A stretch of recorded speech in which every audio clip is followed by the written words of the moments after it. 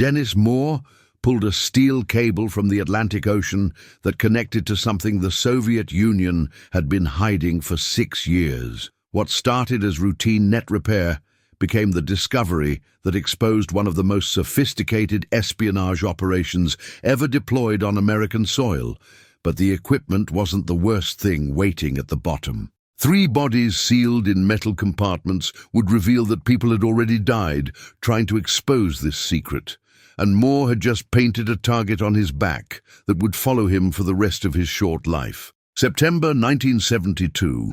marked the 27th year of the Cold War, a period when the United States and the Soviet Union fought their battle not through direct military confrontation, but through an intricate chess game of espionage, technological supremacy, and strategic positioning that touched every corner of the globe. The waters surrounding Cape Cod, Massachusetts, had become one of the most critical choke points in American naval operations, serving as the primary departure route for nuclear submarines leaving the Groton Naval Submarine Base in Connecticut, which housed the Atlantic Fleet's ballistic missile submarine force that formed the underwater component of America's nuclear triad. Soviet intelligence agencies, particularly the GRU Military Intelligence Directorate, had invested enormous resources into monitoring these waters, attempting to track submarine departure patterns, acoustic signatures, communication frequencies, and navigational routes that could provide crucial advantages in the event of nuclear war. The challenge for Soviet operatives was establishing permanent surveillance infrastructure in waters that the United States Coast Guard, Navy, and various intelligence agencies monitored constantly, requiring technology that could operate autonomously for years without detection, maintenance, or any physical presence that might alert American counterintelligence units to the compromise of their most sensitive military operations. Dennis Moore had spent 43 years working the same waters off Cape Cod, where his father and grandfather had fished before him, building a reputation among local fishermen as someone who knew the underwater geography better than most naval charts,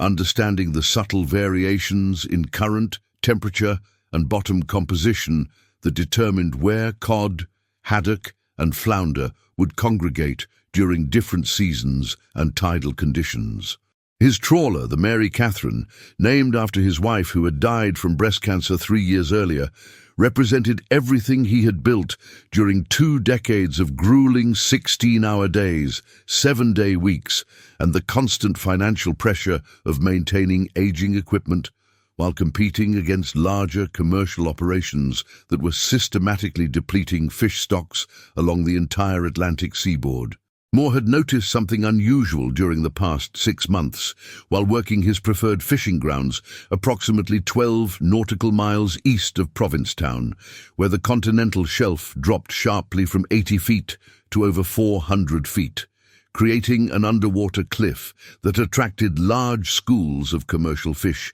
but also snagged nets with frustrating regularity on rock formations and debris that had accumulated over centuries of maritime traffic. His nets had been tearing in the same location repeatedly, always at depths between 300 and 400 feet, suggesting something substantial and metallic based on the clean cuts in the heavy-gauge netting. But his fish-finding sonar, which operated at relatively low resolution, showed nothing but the standard rocky bottom composition he had navigated successfully for decades. On September 23,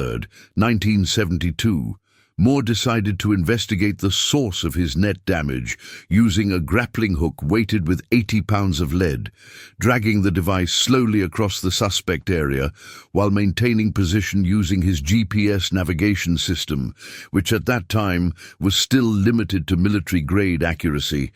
but provided sufficient precision for his purposes. The grappling hook caught something solid after the 3rd pass, and when Moore engaged the hydraulic winch to raise the catch, the cable went taut with a resistance that suggested he had hooked either a substantial piece of shipwreck debris or possibly discarded military equipment, both common hazards in these heavily trafficked waters. As the winch strained against the load, Moore noticed something that immediately triggered his concern. A second cable rising parallel to his grappling line, this one much heavier gauge steel with a black rubberized coating that showed no marine growth despite obviously having been submerged for an extended period, suggesting recent placement or some kind of anti-fouling treatment that prevented the normal accumulation of barnacles, algae and other organic material that covered everything in these waters within months. Moore immediately stopped the winch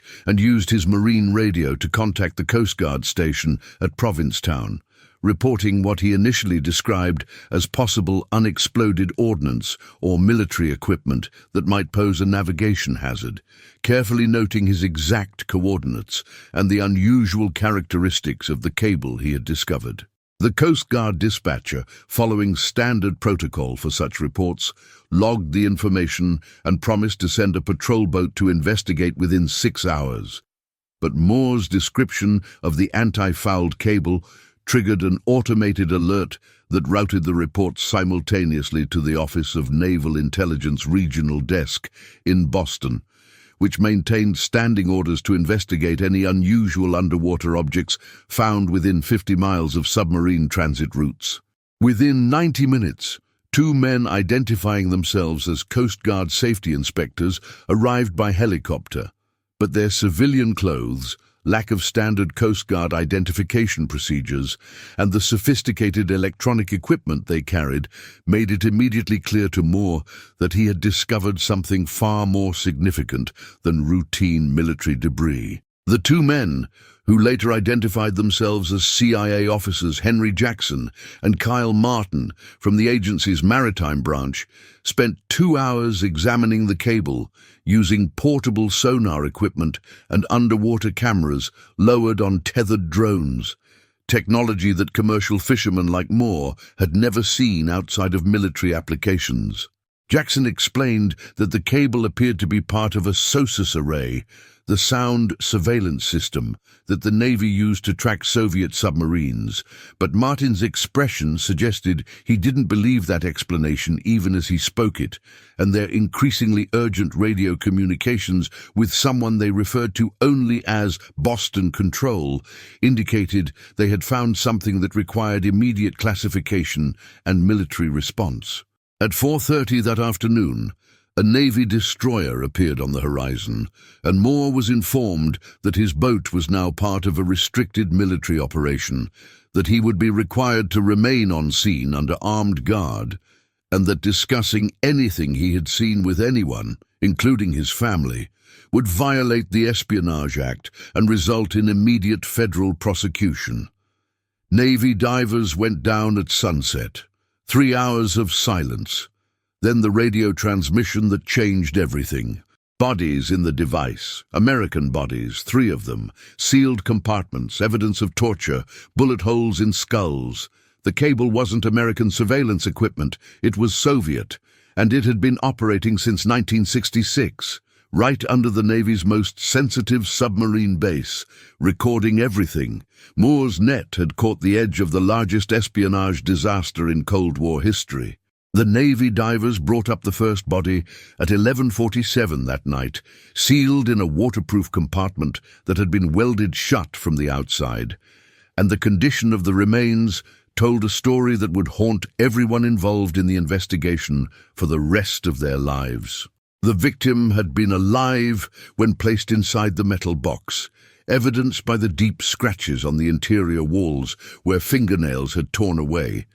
and the autopsy would later reveal that he had drowned in approximately 6 inches of seawater that had been deliberately pumped into the compartment over the course of several hours, an execution method designed to maximize psychological torture while leaving minimal forensic evidence that might identify the killers. CIA officer Henry Jackson recognized the technique immediately because it matched 3 other unsolved murders of American intelligence personnel between 1968 and 1970, all cases where the victims had been investigating suspected Soviet surveillance operations along the Atlantic coast, and all cases where local police had attributed the deaths to accidents or suicides, despite evidence that clearly indicated professional assassination. The underwater station itself represented a level of technological sophistication that American intelligence analysts had not believed the Soviet Union capable of deploying without detection, particularly in waters that the United States Navy considered among the most heavily monitored in the world. The device measured approximately 30 feet in length and 8 feet in diameter, constructed from titanium alloy that made it nearly invisible to most sonar systems, positioned at a depth of 392 feet, where thermal layers and natural acoustic interference from the continental shelf drop-off provided additional concealment from detection equipment. Inside the main compartment, Navy technical specialists found banks of German-manufactured recording equipment, Japanese hydrophones capable of detecting submarine acoustic signatures at ranges exceeding 50 nautical miles, and Swedish-made batteries that could operate the entire system continuously for up to 18 months before requiring replacement or recharging. The sophistication of the power management system particularly impressed American engineers, as it utilized a plutonium-238 radioisotope thermoelectric generator similar to those used in deep space probes, technology that the CIA had not known Soviet engineers had successfully miniaturized for covert applications. And the presence of such advanced nuclear material in American territorial waters represented not just an espionage operation, but a potential environmental catastrophe that could have poisoned fishing grounds for generations if the containment had failed. The second and third bodies emerged from separate compartments over the next 4 hours, and the systematic nature of their imprisonment suggested that the killers had used the underwater station not just as surveillance equipment, but as a disposal site for anyone who discovered its existence, essentially creating an underwater tomb that would remain hidden unless someone deliberately searched at the exact coordinates where Dennis Moore's fishing nets had snagged. FBI forensic specialists, who arrived by helicopter at 3:15 in the morning, along with a mobile laboratory unit that the destroyer crew helped winch aboard Moore's trawler,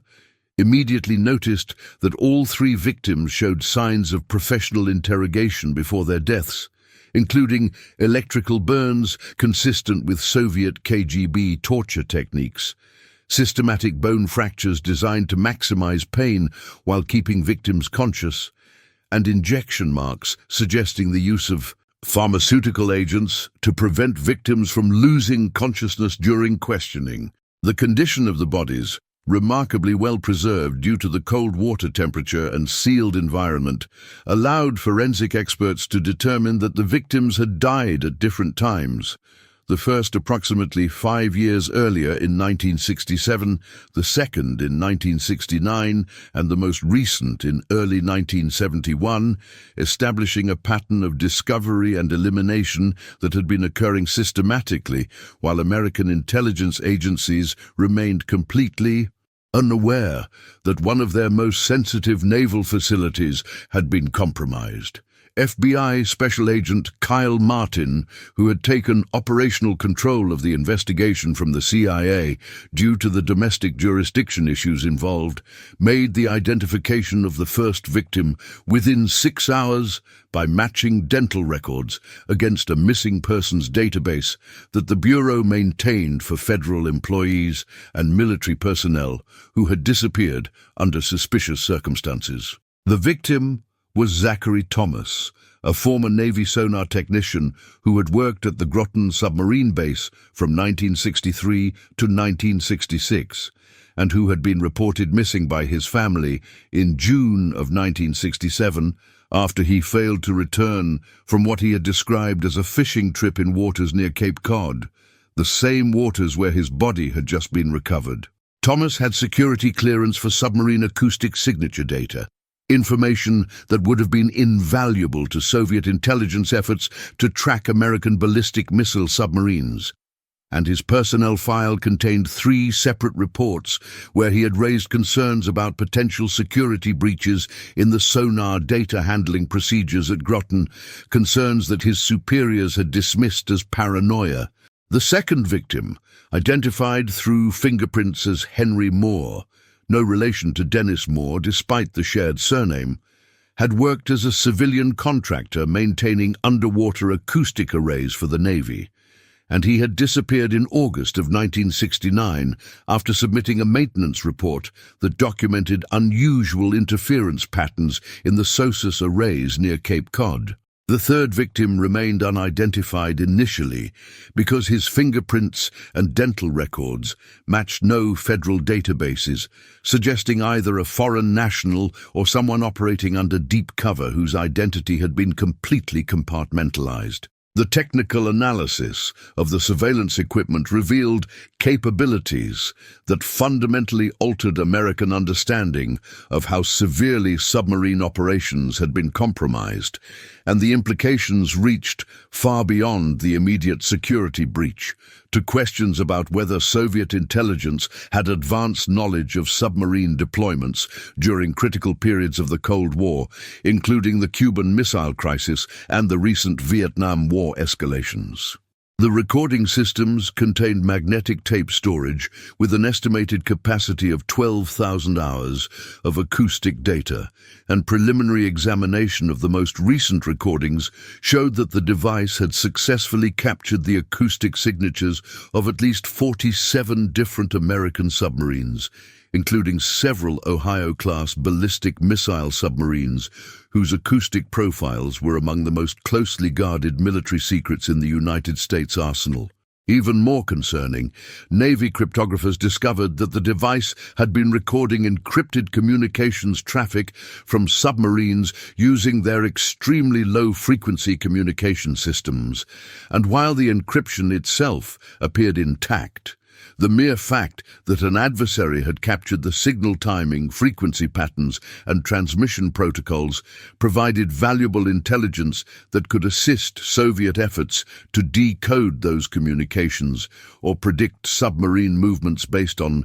communication activity. Martin ordered the immediate lockdown of Moore's trawler, prohibiting anyone aboard from using radio communications except through encrypted military channels, and he instructed the destroyer captain to establish a 5-mile exclusion zone around the site that would be enforced with weapons if necessary. Measures that seemed extreme until a Navy radar operator reported detecting a submarine periscope approximately 8 miles northeast of their position. The submarine submerged immediately when the destroyer turned toward its location, and sonar tracking suggested it was running deep and fast on a course that would take it into international waters within 2 hours, likely a Soviet vessel that had been monitoring the recovery operation. Martin made a decision that would later trigger intense controversy within the intelligence community. He ordered the destroyer to pursue and force the submarine to surface, arguing that any Soviet vessel this close to a compromised espionage site might contain personnel who had serviced the underwater station or evidence linking the device to specific GRU operations. The destroyer closed to 3 miles, active sonar pinging, submarine diving deeper, 700 feet, 900 feet, past safe depth for most Soviet submarines. The captain prepared to fire warning charges. Then the radio call from Boston. Stand down immediately. Presidential order. Let it go. Someone in Washington had decided that forcing a confrontation risked escalating into something neither country wanted. The submarine escaped, but it carried with it proof that Moscow knew the Americans had found their station, and that meant everyone involved was now a target. Moore looked at the horizon, his fishing boat surrounded by warships, bodies on his deck, Soviet submarine disappearing into dark water. He understood perfectly. His life as a fisherman was over. The only question was whether he would survive long enough to reach shore. The CIA established a secure facility in an abandoned Coast Guard station on Cape Cod within 18 hours of the discovery, transforming the weathered building into a command center where analysts from 7 different intelligence agencies worked around the clock to determine the full scope of the Soviet surveillance network that Dennis Moore's fishing nets had exposed. The urgency driving the operation stemmed not just from the compromised submarine data, but from a terrifying possibility that Navy cryptographers had identified during their initial analysis of the recording equipment: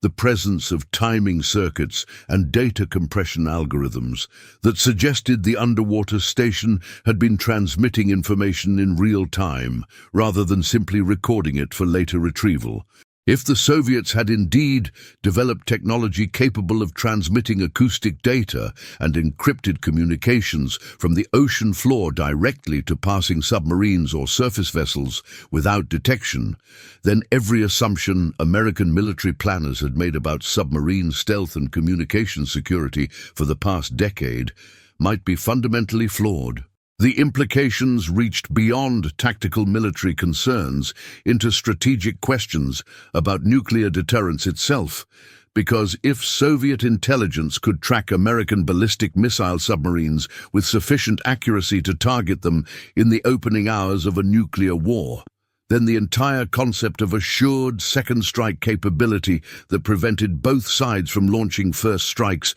became obsolete. Dennis Moore sat in a windowless interrogation room for the 3rd consecutive day, answering the same questions from different intelligence officers who seemed less interested in what he had found and more interested in how he had found it.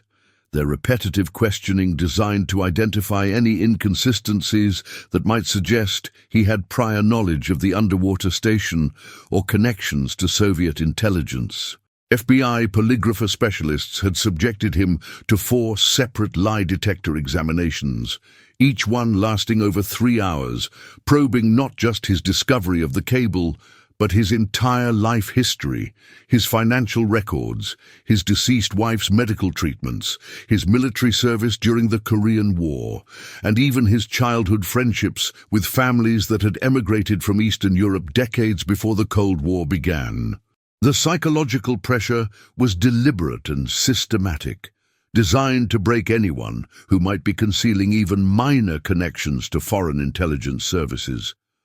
But Moore's responses remained consistent across all examinations because he had nothing to hide beyond a simple truth that the investigators seemed unable to accept.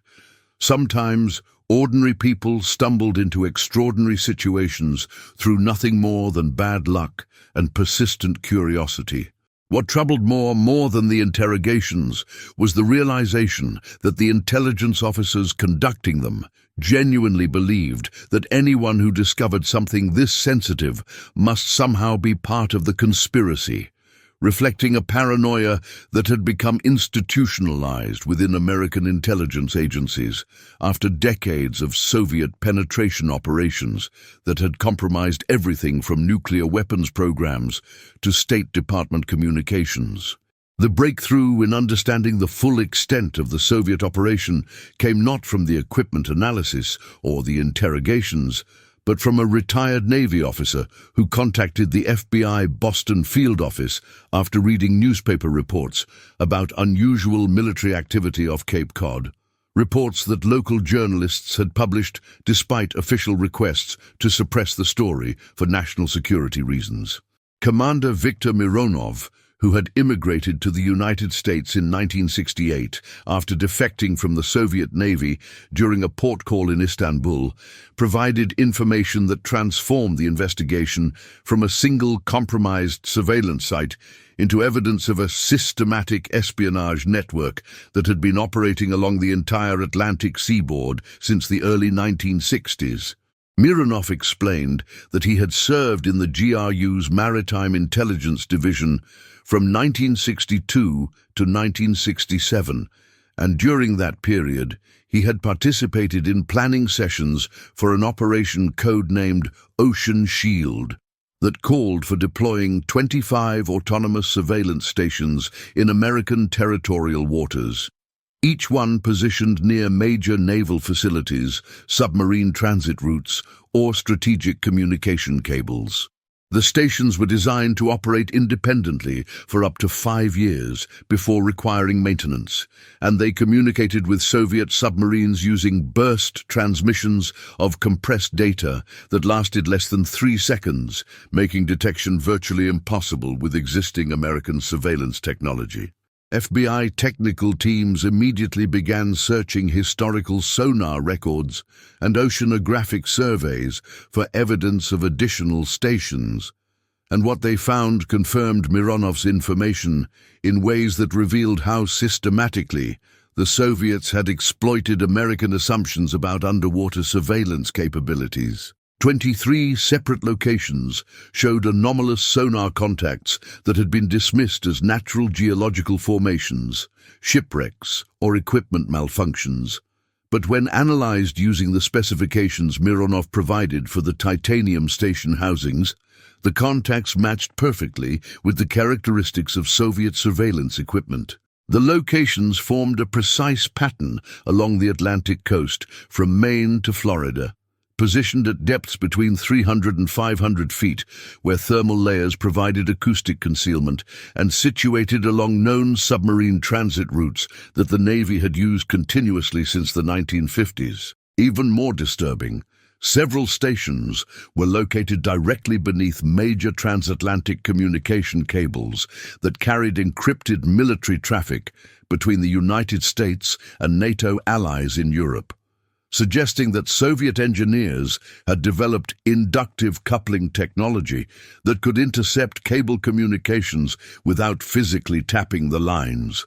a capability that American intelligence had considered theoretically possible but practically impossible to deploy without detection. The investigation took a darker turn when FBI counterintelligence specialists began examining how the Soviets had obtained the precise navigational coordinates and technical specifications necessary to position their surveillance stations so effectively, information that required intimate knowledge of classified Navy operations and access to oceanographic surveys that were closely guarded military secrets. The analysis pointed inevitably toward the existence of a high-level penetration within the Navy's Submarine Operations Command.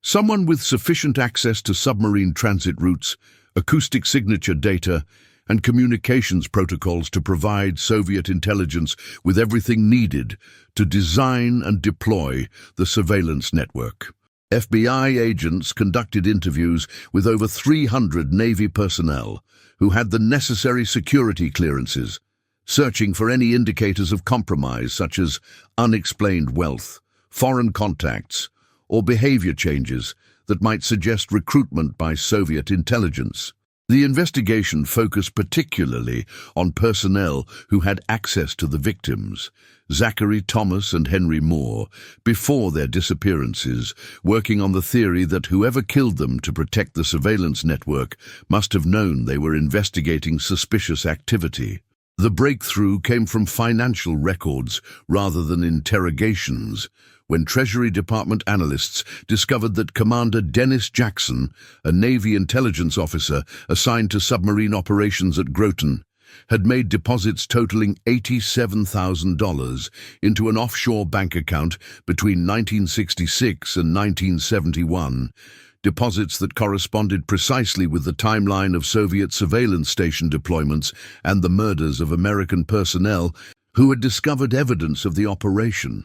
Jackson had served in a position that gave him access to every piece of information the Soviets would have needed: submarine schedules, acoustic data, communications protocols, security procedures, and personnel assignments. Even more damning, Jackson had been the direct supervisor of Zachary Thomas in 1966, and he had received the maintenance reports from Henry Moore in 1969 that documented unusual interference patterns in the SOSUS arrays. When FBI agents attempted to arrest Jackson at his home in Groton on October 7, 1972, they found the house empty, his family gone, and evidence that someone had cleared out the residence in a hurry within the previous 12 hours. CIA analysts traced Jackson's movements through surveillance footage from Logan Airport in Boston.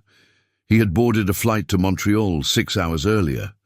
Canadian authorities confirmed he crossed into Soviet diplomatic territory. Requested asylum. Moscow granted it immediately. Jackson was gone, but he left behind something the FBI hadn't expected.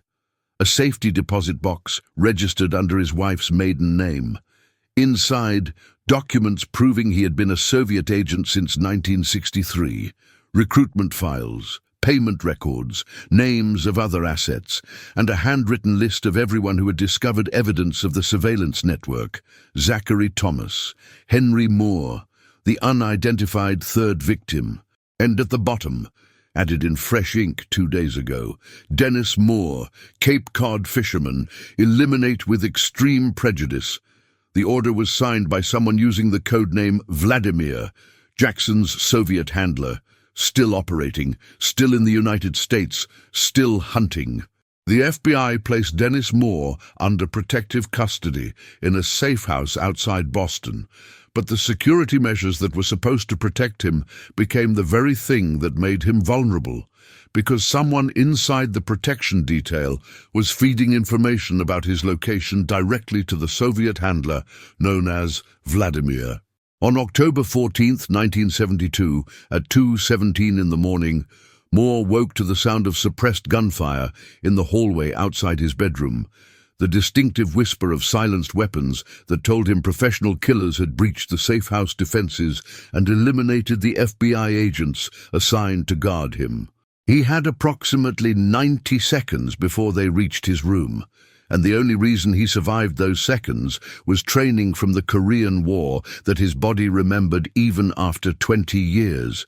Training that made him move toward the window instead of the door, dropping 2 stories onto frozen ground that shattered his left ankle, but kept him alive long enough to crawl into dense woods where thermal imaging would have difficulty distinguishing his body heat from the deer and other wildlife that inhabited the area. The assassination attempt triggered a massive FBI counterintelligence operation that finally identified Vladimir through the surveillance footage and communication intercepts that agents had been collecting for weeks without recognizing the pattern. He was Vladislav Titov, a Soviet GRU colonel operating under diplomatic cover as a cultural attaché at the Soviet embassy in Washington,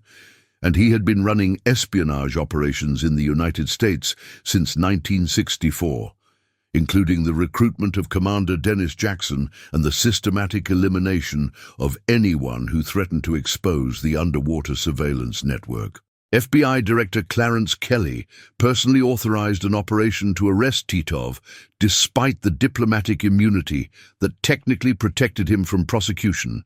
gambling that the evidence of his involvement in multiple murders on American soil would justify violating international protocols. Federal agents surrounded the Soviet embassy on October 16th and demanded Titov's surrender, but the Soviets refused to acknowledge he even worked there, and a tense standoff developed that threatened to escalate into a full diplomatic crisis between the two superpowers. The resolution came through back-channel negotiations between CIA Director William Colby and his KGB counterpart in Moscow, a conversation that revealed the surveillance operation had become as much a liability to the Soviets as it was a threat to the Americans. Moscow agreed to recall Titov immediately and dismantle the remaining surveillance stations along the Atlantic coast in exchange for American agreement to suppress public disclosure of the full scope of the espionage network, a deal that both governments recognized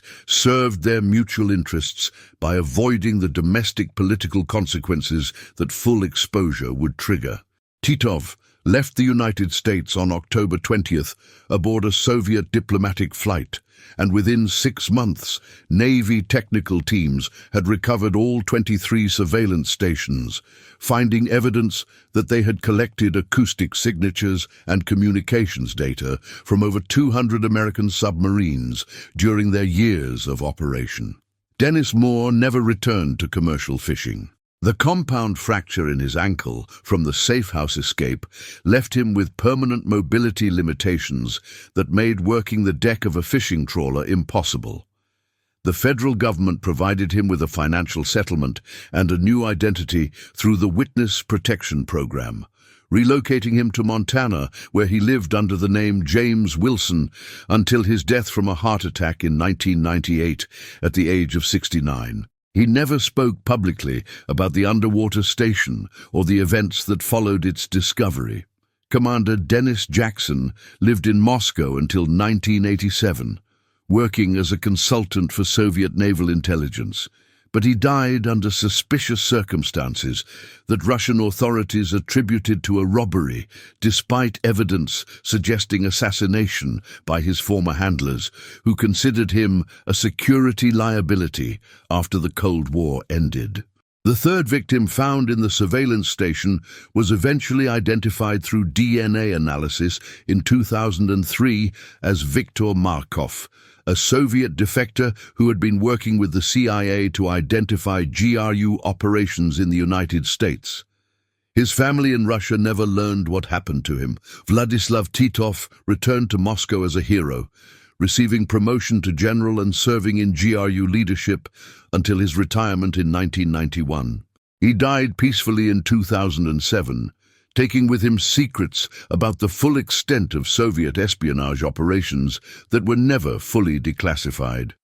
The underwater surveillance network represented one of the most successful Soviet intelligence operations of the Cold War, and its discovery fundamentally changed how the United States Navy approached submarine security and communications protocols. But for Dennis Moore, who stumbled into history by accident while repairing fishing nets in waters his family had worked for 3 generations, the discovery cost him everything he had built, everyone he knew, and the quiet life he had planned to live until old age. The steel cable he pulled from the Atlantic Ocean in September of 1972 connected to more than just Soviet espionage equipment. It connected to a hidden war that consumed ordinary people whose only crime was being in the wrong place when secrets surfaced from the deep.